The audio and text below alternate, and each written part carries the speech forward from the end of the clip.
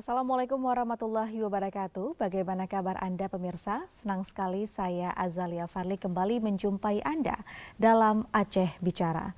Pemirsa, CPNS 2023 akan dibuka dalam waktu dekat. Hal tersebut turut disampaikan oleh Menteri Pendayagunaan Aparatur Negara dan Reformasi Birokrasi Menpan RB yang menyatakan CPNS 2023 akan dibuka pada September 2023 mendatang. Namun penerimaan CPNS ini rentan akan praktisi suap dan kecurangan. Sebut saja pada 2022 lalu terbongkar sejumlah kecurangan di Indonesia yang menetapkan 30 orang tersangka.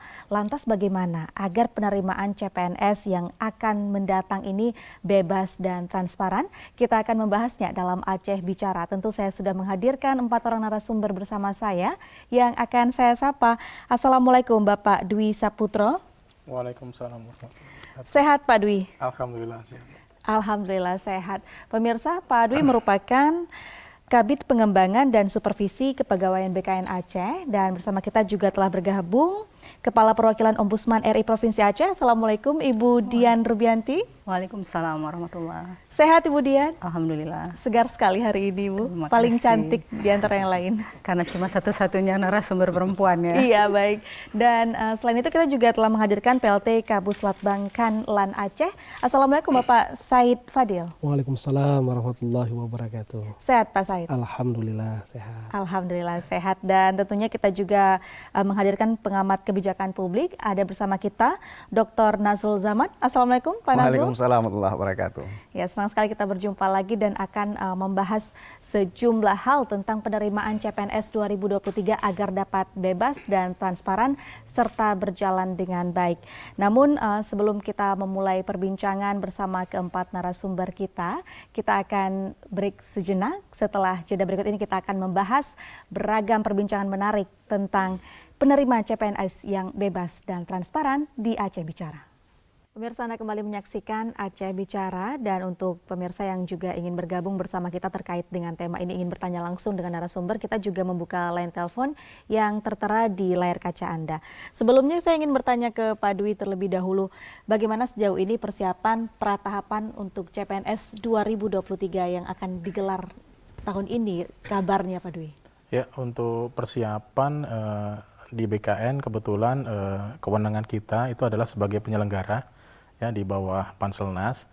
Untuk tahap persiapan untuk hari ini sudah kita ya untuk khusus di Aceh itu kita sudah siapkan tempat itu di kantor regional itu dengan PC kurang lebih sekitar 60-an. Hanya saja untuk sistem keamanan dan lain sebagainya ini yang setiap hari ditingkatkan.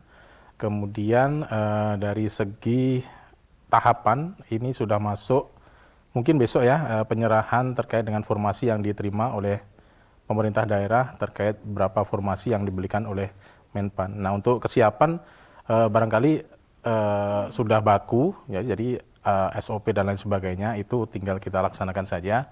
Kita tinggal tunggu resmi kapan seleksi ini dibuka. Baik, berarti karena besok akan diserahkan, saat ini belum ada bocoran ya Pak? Belum berapa ada formasi yang akan dibuka? Kalau formasinya sudah ada. Oh, oke. Formasi yang diajukan ya, ini kurang lebih sekitar untuk P3K di Aceh itu sekitar 15.837. Itu yang diajukan oleh teman-teman. Cuma nanti kita melihat lagi sejauh mana formasi ini ditetapkan oleh Menpan. Karena kan ada beberapa aspek yang dilihat, terutama biasanya dari segi penganggaran. Apakah teman-teman di daerah ini masih punya anggaran untuk memberikan gaji ke P3K ini. Oke, baik. Dan Bu Dian sendiri sebelumnya mungkin dapat dijelaskan juga untuk peran dari Ombudsman dalam proses penerimaan CPNS ini seperti apa? Ya, Ombudsman itu berdasarkan Undang-Undang 37 tahun 2008 berfungsi sebagai lembaga negara yang mengawasi penyelenggaraan pelayanan publik.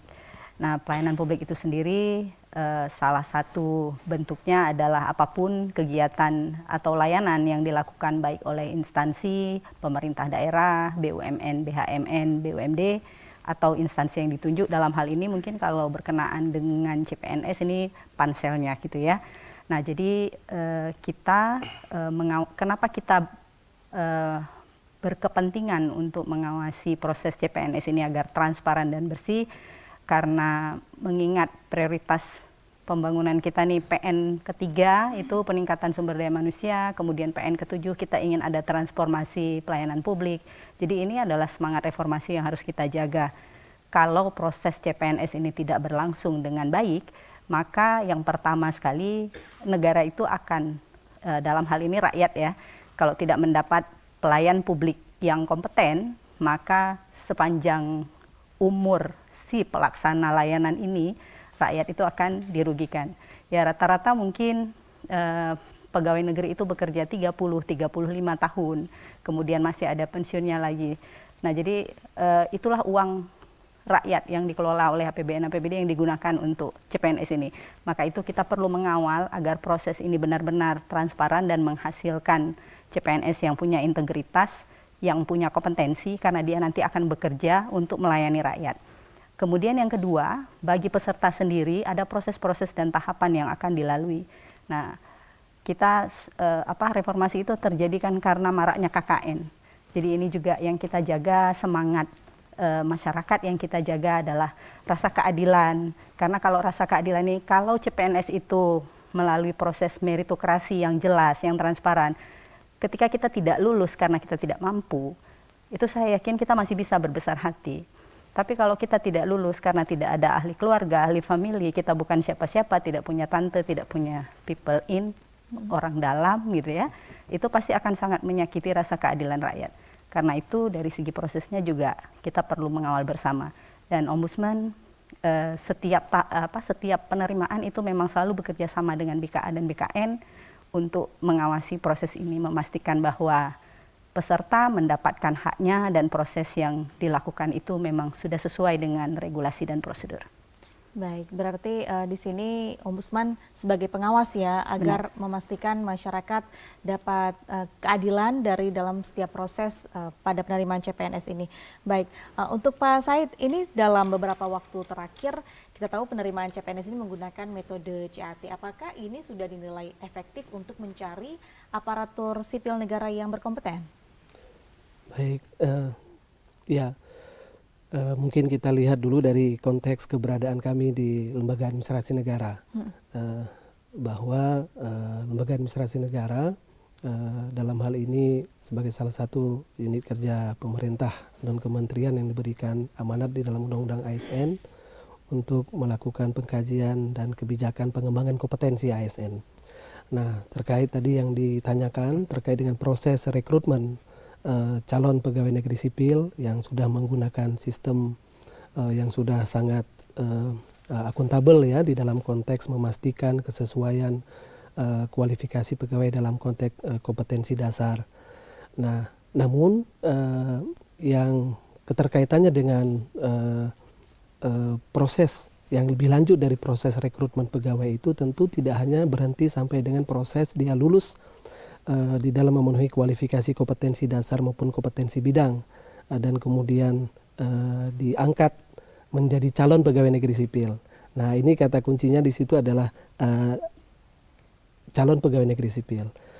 Nah, ketika CAT ini yang kita tahu sekarang ini ingin memastikan bahwa secara kualifikasi, pemahaman, kompetensi pegawai sesuai dengan formasi yang sudah ditetapkan itu, kita ingin pastikan secara kualifikasi nasional itu sesuai. Namun bahwa bukan dengan lulus dari rekrutmen proses seleksi kompetensi dasar itu otomatis dia akan sepenuhnya bisa diangkat nantinya menjadi pegawai negeri sipil penuh. Nah, calon pegawai tersebut akan selanjutnya melewati tahapan uji coba selama kurang lebih 1 tahun. Kenapa saya sebut kurang lebih? Karena di dalam revisi PP 17 yang terbaru memungkinkan melebihi batas waktu 1 tahun untuk alasan pertimbangan tertentu. Nah, di dalam masa uji coba setahun itulah kemudian kepada calon pegawai negeri sipil ini masih diberikan yang namanya pendidikan terintegrasi, yaitu pelatihan dasar.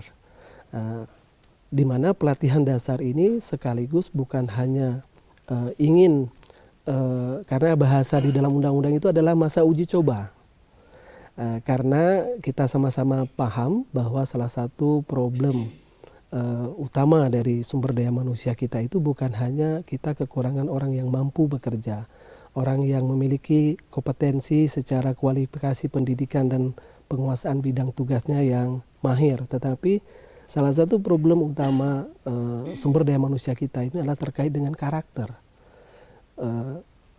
Sekarang kita melihat bahwa banyak pelaku dari perbuatan yang tidak sesuai dengan peraturan perundang-undangan, pelanggaran hukum, pelanggaran integritas, itu bukan dilakukan oleh orang yang tidak cakap, ya, orang kemampuan penguasaan kompetensinya sangat bagus, ya, dari kualifikasi pendidikannya sangat baik, tetapi yang bersangkutan ataupun SDM kita tersebut tetap punya peluang dan potensi untuk melakukan penyimpangan yang kita hadapi saat ini. Nah, untuk itulah kemudian masa uji coba ini salah satu tahapan akhir bagaimana kita ingin memastikan calon pegawai negeri sipil ini memiliki karakter yang sesuai dengan nilai-nilai dasar ASN, tidak hanya cakap, tidak hanya memiliki kualifikasi yang bagus, tetapi karakternya juga baik. Nah, itulah yang kemudian menjadi amanat bagi lembaga administrasi negara untuk mendesain sistem pelatihan terintegrasi ini, mulai dari pengembangan kurikulumnya, kemudian kita mensertifikasi lembaga-lembaga pelatihan untuk bisa mampu melaksanakan kurikulum tersebut, dan juga kita mensertifikasi dan mendidik para pengajar untuk juga mampu memfasilitasi pengembangan kompetensi kepada calon pegawai negeri sipil tersebut. Baik, berarti di masa uji coba 1 tahun itulah yang akan dilihat karakter dari CPNS itu sendiri apakah layak atau tidak diangkat menjadi PNS. Ya, betul. Ya, kalau untuk Pak Nasrul sendiri, seperti apa melihat sejauh ini kebijakan yang sudah dibuat untuk dalam proses penerimaan CPNS, apakah juga beberapa tahun kebelakang ini proses penerimaan CPNS ini sudah berlangsung transparan? Ya, terima kasih. Kalau kita lihat seleksinya dari beberapa dekade yang lalu, ini menjadi lebih baik karena sudah terpusat di nasional. Nah, kalaupun kecurangan dari nasional lah, tidak lagi di daerah. Kalau dulu ada di daerah, di kabupaten kota atau di provinsi. Tapi saya ingin melihat lebih jauh misalkan. CAT pada tahap awal ini bagus untuk memiliki standar PNS gitu ya. Tapi pada tahap berikutnya ada pertanyaan misalkan, bagaimana tingkat persaingan warga lokal kabupaten kota di dalam mendapatkan posisi itu. Kenapa misalkan daerah kabupaten kota yang remote area misalkan. Jadi daerah-daerah kota akan menyerbu posisi-posisi di situ. Nah, kemudian setelah 2 tahun, 3 tahun, 5 tahun dia kemudian pindah. Ya, dengan berbagai argumentasi. Ini yang akan dialami oleh BKN itu terutama. Itu yang pertama. Yang kedua, kan yang paling penting sebenarnya juga kalau CAT dan metode yang dilakukan sekarang adalah untuk merekrut ASN yang berkualitas.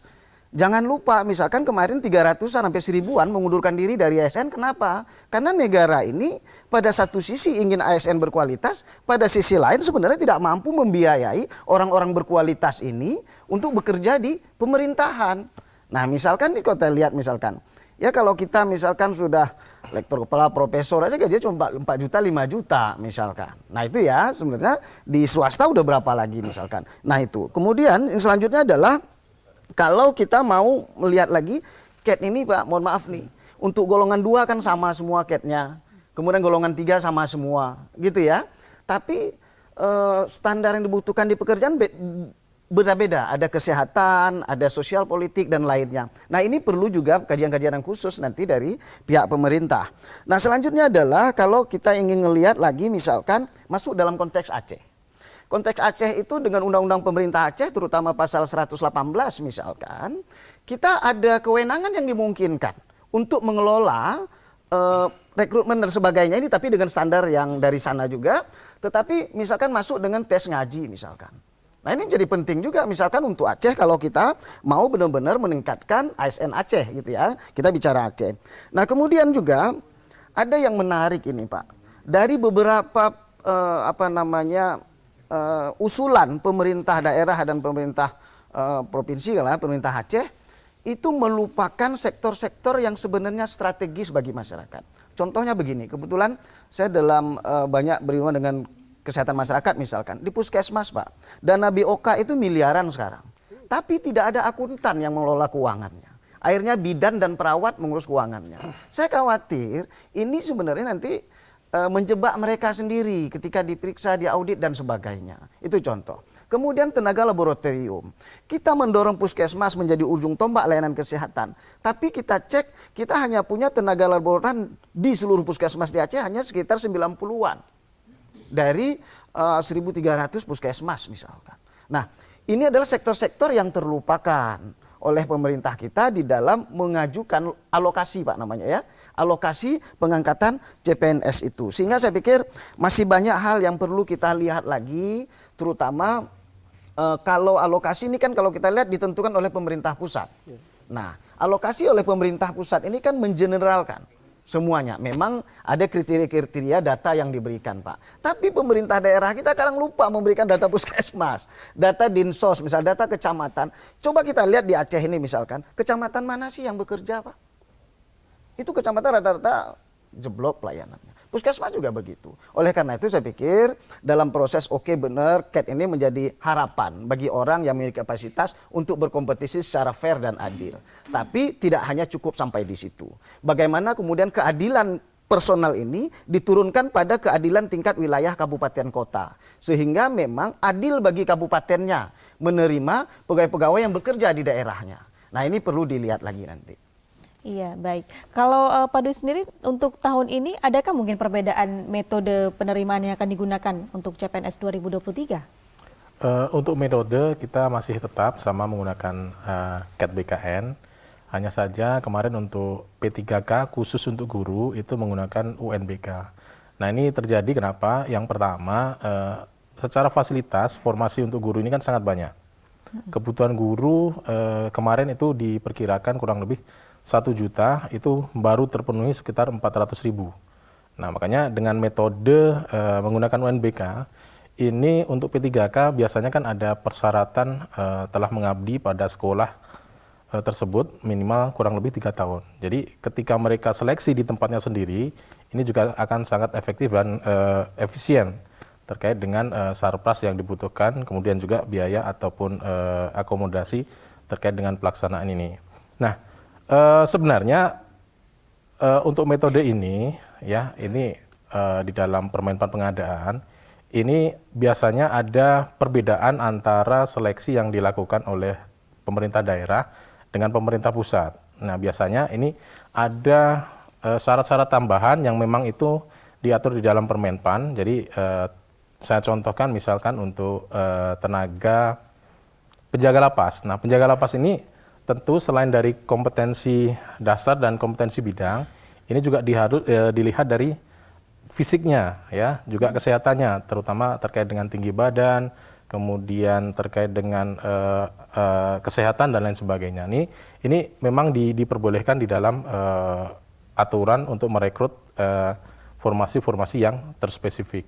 Nah, berikutnya kontribusi kita sendiri sebenarnya untuk CAT ini dimulai dari 2014. Ini kalau melihat data yang sudah kita terima, ini kurang lebih 1.600.000 yang sudah dihasilkan ASN. Ini diperoleh dari CAT ya. Jadi terkait dengan transparansi, kemudian akuntabilitas, kemudian dan lain sebagainya itu memang sudah jauh lebih baik. Tahun demi tahun kita lakukan perbaikan, sisi kelemahan dan lain sebagainya itu sudah kita perbaiki terkait dengan transparansi ini. Nah, kalau metode tadi saya tegaskan ini masih sama menggunakan CAT BKN.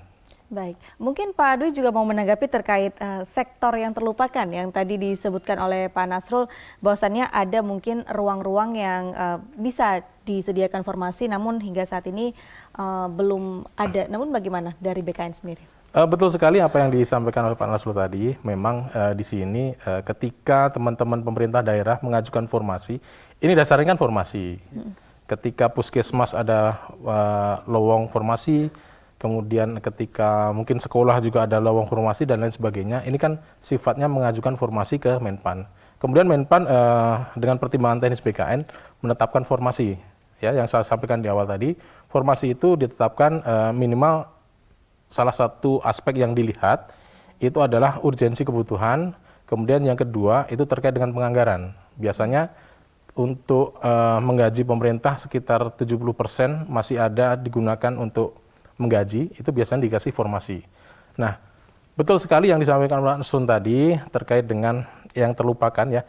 Biasanya, ini biasanya keseringan ketika ada permintaan formasi tenaga kesehatan maupun tenaga sekolah, tenaga pendidik. Nah, itu di daerah-daerah. Nah, biasanya tadi ketika ini proses sudah berjalan 1 tahun, 2 tahun dan lain sebagainya, karena ketidaksamaan kemajuan baik dari segi hiburan, kemudian transportasi dan lain sebagainya, ini menyebabkan ASN ini ada peluang untuk pindah ke tempat yang lain. Nah, makanya proses distribusi, kemudian proses mutasi ini juga harus dilihat lagi oleh pihak-pihak yang terkait, terutama ini kewenangan dari BKPSDM. Nah, kemudian terkait dengan tadi yang disampaikan, puskesmas menerima dana BOK, begitu juga sekolah menerima dana BOS yang begitu besar, kemudian tidak ada audit dan lain sebagainya, ini memang benar. Jadi untuk merubah SOTK, ya SOTK ini artinya puskesmas ini kan dulu kepalanya adalah seorang eselon 4. Sekarang ini kan pejabat fungsional yang diberikan tugas tambahan. Nah, ini ketika ini terjadi kemudian berkembang lagi bahwasanya penganggaran pelimpahan dana yang luar biasa besar, seharusnya ini juga menjadi bahan kajian, ini bisa dikembalikan ke semula ya. Nah, ini nanti kewenangannya ada di Mendagri terkait dengan SOTK ini. Nah, apakah nanti dilihat tipenya, tipe tipe puskesmas ini kelas berapa yang butuh misalkan unit 24 jam dan lain sebagainya. Kemudian yang kedua terkait dengan keadilan tadi. Nah, yang disampaikan Pak Nasun ketika ada formasi ini ya untuk di Aceh. Nah, rata-rata kalau kita lihat mungkin kalau dari tipe pendidikan kita ini ada 3 sektor ya. Pertama sektor timur, tengah, kemudian barat. Nah, dari segi pendidikan saja mereka sudah berbeda.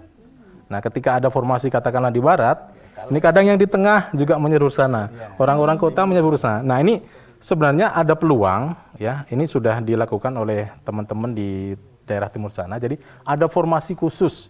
Ada formasi khusus. Ini biasanya kemarin dibuka untuk Papua. Nah, kalau Aceh barangkali dengan kekhususannya, dengan undang-undang pemerintah Aceh mengajukan kekhususan tersendiri, why not? Kenapa tidak gitu? Ya, jadi ini tadi juga untuk menjaga ketika sudah ditempatkan di Aceh, syarat 1 tahun, 2 tahun, 3 tahun tidak pindah. Nah, itu. Kemudian yang berikutnya terkait tadi dengan adanya ketidaknyamanan, ketidakadilan menyebabkan orang pindah, ini juga sudah regulasi kita bahwasanya sejak formasi 2019 itu CPNS yang diangkat menjadi PNS itu tidak boleh pindah selama 10 tahun. Ketika ini mengajukan pindah, tadi otomatis dianggap sudah mengundurkan diri. Nah, itu. Oke, iya, itu dia tanggapan dari Pak Dwi ya terkait amatan dari Pak Nasrul. Dan untuk Bu Dian, sejauh ini dalam beberapa tahun belakang ini seringnya ketika ada penerimaan CPNS, apa yang sering dikeluhkan oleh masyarakat? Yang pertama sekali karena proses awalnya kan mendaftar. Nah, ketika mendaftar itu biasanya ketidaksesuaian NIK dengan nama, kemudian NIK tidak aktif, nama salah ketik. Nah, itu sering terjadi. Dan ada satu sebenarnya kekhawatiran kami berdasarkan pengalaman dengan proses P3K yang lalu, itu kita di Sdukcapil sekarang data kependudukan kita itu adminduk kita itu terpusat di Jakarta. Nah, jadi tidak seperti dulu sehingga kalau ada kesalahan, request dan lain sebagainya untuk data itu mungkin perlu waktu. Jadi dengan kondisi sekarang mungkin kita perlu berkoordinasi dengan Disdukcapil sehingga akses pembenaran untuk NIK dan lain sebagainya ini bisa segera diakses oleh peserta. Jangan sampai peserta terhambat untuk mendaftar hanya karena itu. Jadi ada 2 ya, kita berkoordinasi dengan Disdukcapil untuk memastikan layanannya. Yang kedua untuk peserta jangan tunggu mepet waktu untuk mendaftar sehingga kalau ada hal-hal yang bisa dilakukan itu bisa diperbaiki. Nah, kemudian yang hal lainnya yang sering diadukan ke kita itu adalah terkait dengan untuk tenaga di bidang kesehatan untuk STR. Itu tahun 2020 ada 200-an pengaduan yang disampaikan ke Ombudsman Perwakilan Aceh terkait dengan terlambatnya keluar STR sehingga banyak peserta yang tidak bisa mendaftar. Nah, kemudian kita juga berharap untuk instansi yang mengeluarkan formasi ini, keterangan dan syarat seperti yang disampaikan tadi itu oleh Pak Dwi itu benar-benar disampaikan kepada masyarakat. Jadi Ombudsman kan mengawasi di tengah ya. Nah, jadi masyarakat juga harus berpartisipasi aktif untuk mendapatkan haknya. Artinya kalau melihat pengumuman, lihatlah dengan keseluruhan.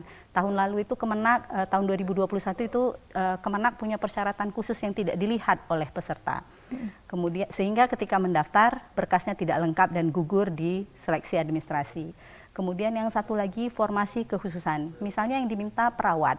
Kalau yang diminta adalah perawat gigi, tolong disebut di formasi perawat gigi. Karena sayang, perawat itu banyak sekarang mereka ingin melamar, tapi ketika mereka melamar yang disebutkan di formasi itu adalah perawat, itu semua jurusan melamar, ternyata yang tertera pada sistem atau pada programnya adalah perawat gigi, tapi tidak disebut dalam persyaratan. Itu kan semua seleksi administrasi itu kan bahasa program akan menjatuhkannya otomatis ya Pak. Dan karena mesin kan dia nggak baca ya, dia nggak baca. Selama itu kodenya bukan, maka gugur. Dan sebenarnya pesertanya itu kan dirugikan sekali karena kalau sudah mendaftar ke formasi yang itu kan tidak bisa mendaftar ke formasi yang lain. Padahal mungkin masih ada ya Pak Dwi ya, kesempatan di formasi lainnya untuk dia. Nah jadi itu, kemudian juga pengurusan SKCK. Nah jadi ini ada semua syarat-syarat administrasi itu yang kita sangat berharap unit-unit layanan siap untuk melakukan itu, terutama di daerah. Sekarang SKCK itu ada proses digitalisasinya, semoga masyarakat segera mencari tahu dan teman-teman di kepolisian siap untuk memfasilitasi itu.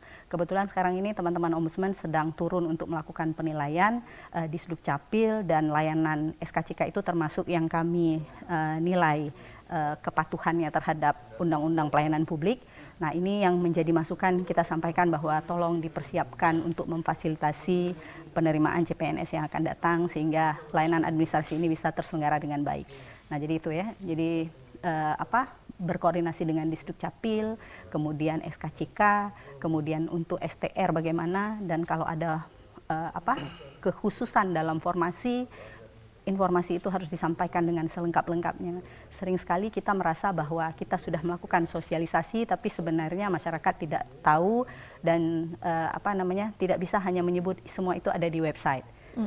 Di lain sisi, masyarakat juga harus aktif. Ini adalah eranya digitalisasi, jadi silahkan mencari hak-hak Anda apa, itu semuanya ada, jangan menunggu.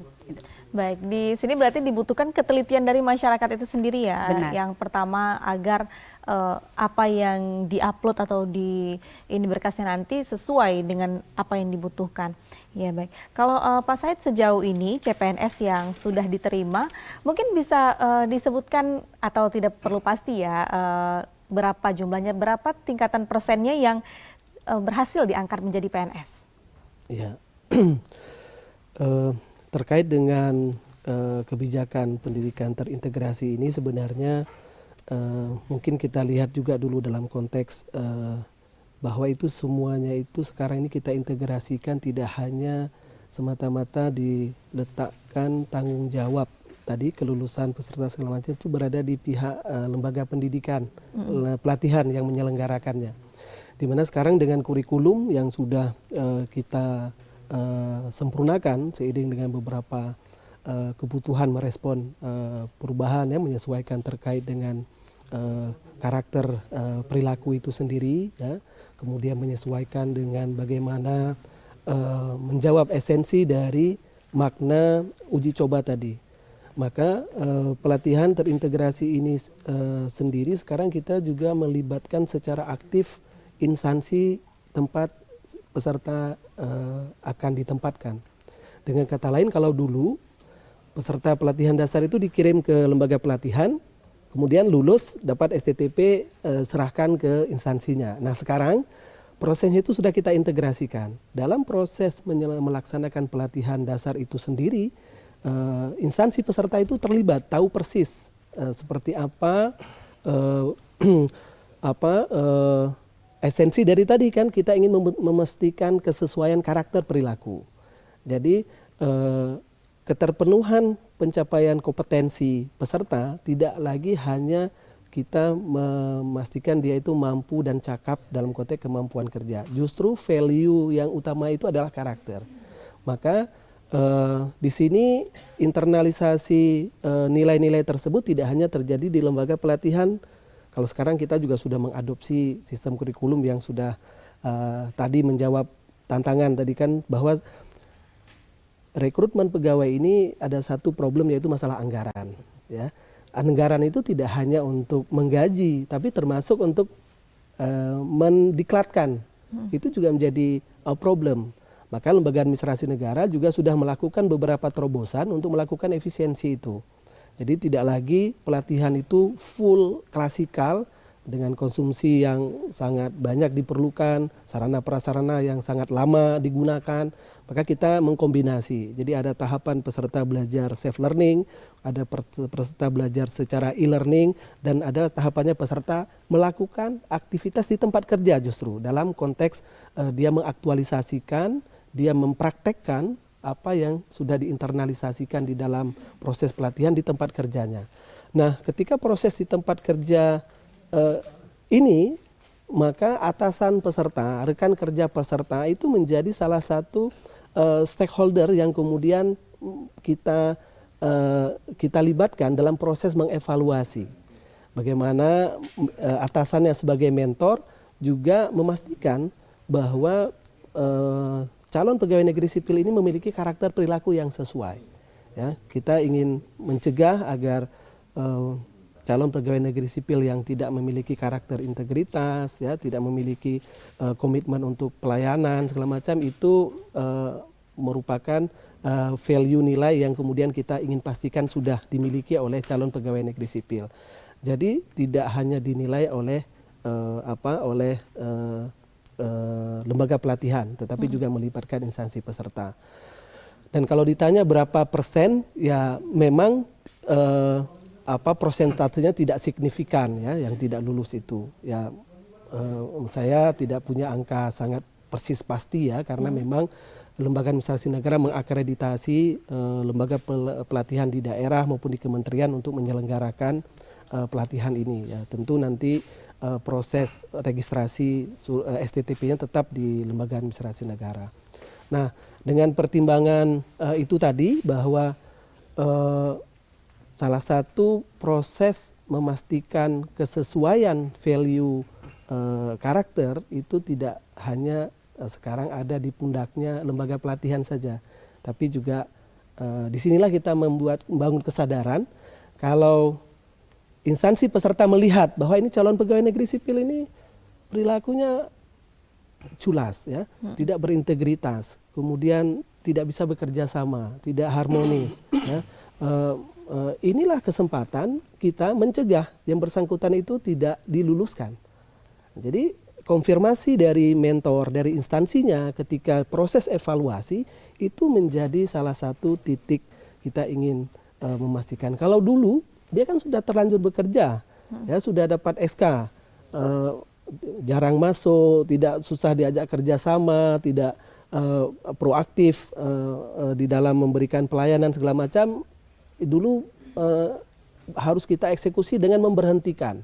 Nah, dengan masa uji coba 1 tahun itu kita ingin semua instansi pemerintah juga sama-sama punya kepentingan bahwa kita bukan hanya pertimbangan kemanusiaan menerima yang bersangkutan, tetapi betul-betul saat ini kita ingin merubah wajah birokrasi kita terkait dengan sumber daya manusia itu adalah betul-betul kita punya sumber daya manusia yang baru sebagai generasi pembaharu, ya. Kalau saat ini kita mungkin masih menemukan budaya dan karakter kerja yang belum sepenuhnya sesuai dengan nilai-nilai dasar. Nah, harapannya masuknya teman-teman yang baru yang sudah dari awal kita pastikan kesesuaian karakter dengan nilai-nilai tersebut ini akan mewarnai, dan harapannya dari hari ke hari sumber daya SDM aparatur kita juga dengan masuknya teman-teman yang secara tadi proses rekrutmennya sudah profesional, kemudian sudah dipastikan kualifikasi dan kompetensi akademiknya bagus. Nah, yang tidak kalah pentingnya adalah tadi kualitas nilai nilainya itu juga sudah kita sama-sama lihat, kita uji cobakan setahun untuk dilihat dan baru kita pastikan yang bersangkutan cocok dan kita terima sebagai pegawai negeri sipil. Baik, berarti tidak hanya melihat kualitas skill dari CPNS itu sendiri, namun juga turut bekerja sama dengan instansi terkait untuk menentukan apakah karakternya ini sesuai dan dapat diloloskan menjadi PNS atau tidak. Dan pemirsa, perbincangan kita mengenai penerimaan CPNS yang bebas dan transparan ini akan kita sambung usai jeda berikut ini, tetap di Aceh Bicara. Pemirsa, Anda kembali menyaksikan Aceh Bicara, dan untuk pemirsa yang ingin juga bergabung bersama kita bertanya mengenai tema ini bisa menghubungi di nomor telepon yang tertera pada layar. Dan terkait dengan tema kita CPNS yang transparan juga, tentu tujuan dari transparan ini untuk menghindari kecurangan. Ya, dari Pak Naso sendiri sebenarnya adakah kebijakan-kebijakan yang mungkin bisa dilakukan lebih oleh instansi-instansi terkait dalam penerimaan CPNS ini agar menghindari kecurangan-kecurangan yang bisa saja terjadi? Iya, sebenarnya kan secara umum rekrutmen CPNS ini sebenarnya sama dengan rekrutmen kelembagaan yang lain, apakah polisi, kejaksaan dan sebagainya. Tapi standarnya kan beda-beda kita lihat. Bukan hanya standar kesehatan, Pak, tapi standar knowledge misalkan itu juga masih beda-beda. Saya pikir ini perlu disatukan juga nanti kalau mau lihat baru nanti kekhususan. Kalau dia polisi dia harus begini, itu memang lain lagi. Tapi standar keilmuan harus sama lah. Nah, tapi saya ingin coba lihat lebih besar. Kalau kita lihat kan tata kelola ASN kita secara nasional ini bukan evidence based. Artinya ketika negara kita ini dalam masa yang mengkhawatirkan dengan angka stunting yang 30-an% dalam 3 besar Asia Pasifik, saya pikir kan negara ini harus ambil peran cukup besar gitu loh. Jadi negara mau tidak mau memaksa ya untuk mengadakan tenaga-tenaga itu. Kalau dulu ada istilah masa Pak Harto itu dengan PTT misalkan. Harus kita ingat Puskesmas masa Pak Harto itu menjadi rujukan dunia. Jadi UNDP, WHO itu belajar public health itu ke Indonesia itu sampai 97. Nah, tapi sekarang sudah kebalik. Jadi kalau kita lihat stunting misal paling tinggi, nggak ada. Coba lihat alokasi ASN itu dalam penurunan stunting, ada hubungannya nggak? Padahal ini program strategis nasional. Ini stunting, ini program jangka panjang. Jangan stunting itu diselesaikan oleh periode waktu. Karena kita bicara 1000 hari kelahiran, maka setelah 1000 dia udah selesai kita anggap. Maka ketika nanti kita bonus demografi seperti Pak Presiden bilang, itu garbage semua itu. Itu rusak. Nah, tapi kan nggak ada peduli kita. Coba BKN, ALN, semuanya nggak ada yang ngomong tentang bagaimana kebutuhan ASN tentang itu. Di Aceh misalkan, dari 359 puskesmas, yang ada tenaga gizinya cuma 67 orang. Terus kita mau dorong bicara, iya data statistik kita, data survei gizi dan sebagainya. Stunting itu diselesaikan oleh periode waktu kok. Setelah dia 1000 nggak kita hitung lagi. Syukur-syukur banyak kelahiran, syukur sedikit kelahiran. Maka turunlah angka stunting itu. Nah, dalam kerangka ini sebenarnya saya ingin Aceh melakukan lompatan-lompatan strategis. Sama seperti dia mengawali fit proper test bagi eselon. Kan gitu. Dia melakukan asuransi kesehatan bagi masyarakatnya, universal coverage misalkan. Kemudian dari dulu-dulu menjadi terobosan. Ya. Tapi dalam konteks ini Aceh itu nggak melakukan terobosan 10 tahun terakhir. Ya, itu tidak punya terobosan-terobosan yang penting bagi nasional. Harusnya setiap periode kepemimpinan politik di Aceh itu melahirkan satu terobosan. Hampir setiap begitu. Kalau kita lihat dari sejarahnya, dari MPU, MUI, Bapeda, Bank Aceh, Bank Daerah sebagainya, itu terobosan dari Aceh sampai kita Pildasung. Nah, sekarang dalam konsep membangun negeri, membangun anak-anak bangsa yang siap bersaing berkompetisi tingkat nasional regional nanti, ini kan nggak ada program stunting misalkan. Coba lihat, satu pun daerah tidak ada bicara tentang itu, Pak. Saya sebagai orang yang agak concern tentang public health, sedih juga melihatnya. Di satu sisi kita ingin generasi yang berkualitas, tapi nggak ada program tentang itu. Nah, ini mungkin catatan juga nih bagi bapak-bapak, ombudsman juga nanti bisa saya pikir merekomendasikan bahwasanya rekrutmen ASN itu tidak hanya soal kebutuhan workload analysis di kantor, tapi bagaimana efektivitas. Nah, kita bicara lagi misalkan, kita tuh petani, tapi coba lihat, justru peleburan badan penyuluh dileburkan dalam dinas pertanian misalkan. Coba lihat, bagaimana negara ini cara melihat ASN-nya. Jadi ASN itu lama-lama mau didorong seperti karyawan perusahaan, tapi bukan public service. Nah, hak-hak dasar rakyat harusnya dipenuhi oleh ASN, bukan privat sektor. Nah, hak dasar itu yang paling penting apa? Kesehatan, pendidikan, ya administrasi publik. Nah, ini jangan hitung-hitung efektif ini. Lebih banyak pun nggak apa-apa. Mubazir pun tenaga kesehatan nggak apa-apa. Karena dia bisa didorong ketika ada darurat-darurat kesehatan. Ketika guru-guru banyak pun nggak apa-apa. Satu guru tuh lebih banyak sedikit mengajar nggak apa-apa supaya kualitasnya bisa kita tingkatkan. Jadi kalau gurunya betul-betul sesuai beban kerja, Pak. Ketika kita training di LAN, ini anak-anak nggak ada yang ngajar. Maka kalau dia lebih nggak apa-apa. Saya pikir dari sisi negara, karena ini hak dasar, maka negara harus penuhi nggak apa-apa. Tenaga kesehatan, pendidikan, admindu itu nggak apa-apa lebih. Karena di situ fungsi negara. Kalau yang lain biarlah kurang efektif sebagainya. Jadi harapan saya nanti melalui BKN, LAN, Ombudsman, ini strategi kita di dalam mendorong kalau kita mau negara ini ada lompatan-lompatan kemajuannya dari sisi kesejahteraan sosial. Oleh karena itu dalam konteks layanan dasar itu harus dipenuhi oleh negara. Apapun ceritanya. Oke. Begitu. Ya, ini menjadi PR lagi untuk negara ya, bagaimana agar bisa membuka lapangan yang lebih luas lagi, agar memenuhi semua kebutuhan untuk melayani masyarakat juga. Namun terkait dengan persyaratan tambahan yang juga disebutkan tadi, yang setiap kementerian tentu akan berbeda, untuk BKN sendiri apakah juga turut ada andil dalam proses persyaratan tambahan itu? Nah, proses persyaratan tambahan ini ada di Permenpan Pengadaan, ya, jadi memang setiap kementerian atau lembaga itu kan mempunyai karakteristik sendiri. Misalkan Kementerian Luar Negeri, itu kan dasar utama mereka adalah mungkin public speakingnya harus bahasa Inggris. Nah, itu mempersyaratkan TOEFL dan lain sebagainya. Kemudian tadi saya ceritakan Kumham itu harus butuh penjaga lapas fisik yang kuat dan lain sebagainya. Nah, itu syarat-syarat tambahan itu barangkali nanti ketika teman-teman daerah tadi yang dibilang Pak Nasrul mungkin biar orang betah dan lain sebagainya, mungkin ada syarat-syarat tambahan tertentu bisa, kekhususan di Aceh misalkan. Untuk penjaga Gunung Merapi, jangankan kita cari orang di kota ya, orang segini saja mungkin untuk penjaga Gunung Merapi, mungkin dalam waktu 1 tahun 2 tahun nggak betah dia. Nah, semacam itu yang harus diperhatikan. Nah, saya yakin apa yang disampaikan Pak Nasrul tadi terkait dengan lompatan-lompatan ini menarik ya. Sebenarnya kalau dari segi ASN, kalau lihat data statistik tadi, 40% ini sudah dihasilkan berdasarkan CAT. Artinya ini dari segi kompetensi, kualifikasi ini sudah sangat mumpuni. Hanya saja tadi ya program-program lompatan ini yang belum dilakukan. Tetapi dari segi sumber daya manusia, saya yakin ini bisa gitu. Ya, cuma hanya tadi mungkin karena ini generasinya baru sekitar 10 tahun, ini masih di tataran kinerja ya. Nanti ketika mereka menduduki jabatan-jabatan strategis, mungkin yang disampaikan Pak Nasrul itu mungkin akan terlaksana. Saya sangat yakin tuh, ya, karena metode seleksi kita sudah sangat profesional dan transparan sekali. Mungkin itu saja. Oke, baik.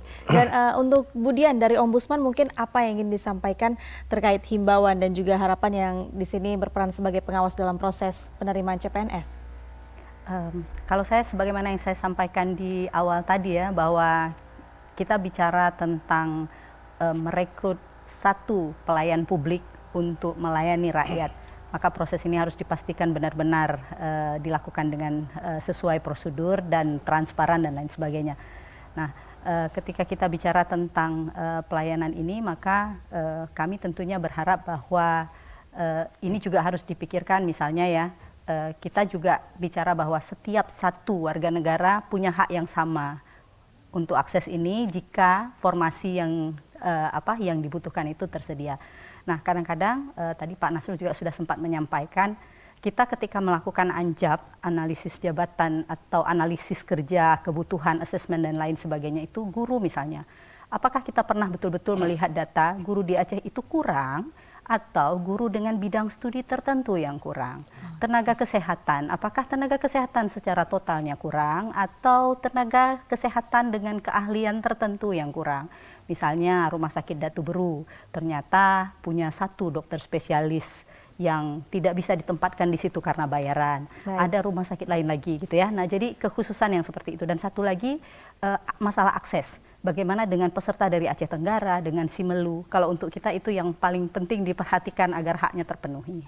Baik, terima kasih Budian. Kalau dari Pak Said, apa yang ingin disampaikan agar ke depan menghasilkan lagi para CPNS-CPNS yang memang berkompeten di bidangnya? Ya, tentu kebijakan terkait dengan rekrutmen pegawai tadi memang kita dihadapkan ke banyak tantangan ya. Kalau kita tadi berbicara tentang kuantitas, jumlah, pasti kita akan dihadapkan pada sumber daya juga yang terbatas, pertimbangan constraint anggaran, pertimbangan kan sekarang juga menjadi konsumsi publik ya, proporsi belanja publik dengan belanja aparatur yang semakin tinggi. Nah itu juga satu problem yang dihadapi. Maka dari itu bahwa sekarang tata kelola pemerintahan juga didorong, tidak semua pekerjaan, tidak semua kompetensi itu masih secara manual dihandle oleh mengandalkan jumlah SDM. Jadi bagaimana beradaptasi dengan pemanfaatan teknologi informasi ini juga menjadi salah satu kebijakan yang sudah masif sekarang kita lakukan.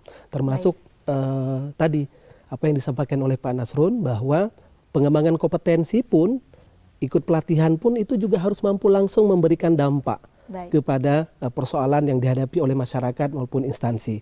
Jangan ikut pelatihan hanya untuk kepentingan individunya tanpa ada manfaat yang langsung bisa dirasakan. Dan itu juga kebijakan yang sekarang ini sudah kita integrasikan. Jadi pelatihan langsung punya kontribusi yang bisa dirasakan oleh organisasi dan masyarakat. Baik. Dan kalau untuk Pak Nasrul mungkin secara singkat saja untuk closing statement kita seperti apa Pak? Saya pikir pemerintah Aceh bangunlah, ya. Gunakan undang-undang pemerintahan Aceh itu karena itu kita buat dengan hasil berdarah-darah, dengan hasil harta nyawa dan sebagainya. Oleh karena itu gunakan itu sebenar-benarnya untuk kesejahteraan rakyat Aceh. Karena Anda diberi peluang lebih besar berinovasi dan berkreasi dalam pengelolaan tata kelola pemerintahan Aceh, maka gunakan kewenangan itu sehingga kita bisa mengejar kemajuan daerah-daerah lain. Baik, terima kasih kepada keempat narasumber saya yang hari ini sudah memberikan kita banyak sekali informasi terkait penerimaan CPNS. Ada Pak Dwi Saputro dari BKN Aceh dan juga ada Ibu Dian Rubianti, Kepala Perwakilan Ombudsman RI Provinsi Aceh, dan juga ada Pak Said Fadil, PLT Kapuslatbang Kanlan Aceh, dan juga Bapak Dr. Nasrul Zaman, pengamat kebijakan publik. Kita harapkan ke depan penerimaan CPNS 2023 dapat berjalan dengan baik. Semangat untuk teman-teman dari BKN dan semua instansi yang terkait agar dapat menciptakan PNS yang berkompeten dan berkualitas. Tentunya terima kasih untuk pemirsa yang telah bergabung bersama kita. Akhirnya saya Azalia Farli undur diri. Wassalamualaikum warahmatullahi wabarakatuh.